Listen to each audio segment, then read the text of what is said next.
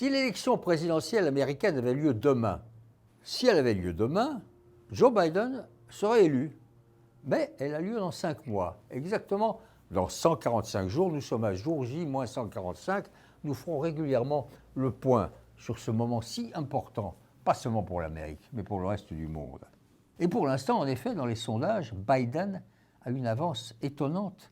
Et ce qui est très intéressant, si on examine de plus près les sondages, c'est qu'il a une avance sur la base sur laquelle toujours Trump s'est reposé, c'est-à-dire les non-educated white people, les blancs non éduqués, qui ne sont pas allés au collège, à l'université.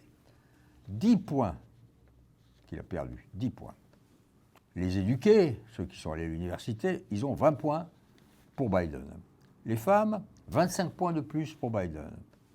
Et les seniors, 7. Donc, tout ça, c'est les Blancs. Verrait-on, à travers l'Amérique blanche, surtout à l'occasion de la mort de ce noir, Lloyd, qui bouleverse la terre entière, l'Amérique blanche pourrait peut-être un peu se modifier par rapport à Trump, qui est face à 3 problèmes.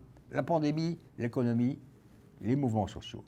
La pandémie, il la gère très mal, mais dans 145 jours, elle peut s'éteindre, et il peut toujours dire « c'est grâce à moi ». Il est capable de tout. L'économie, elle va très mal, 30 millions de chômeurs, sinon plus, mais elle semble un petit peu se reprendre, et si elle reprend, il peut toujours dire « c'est grâce à moi ».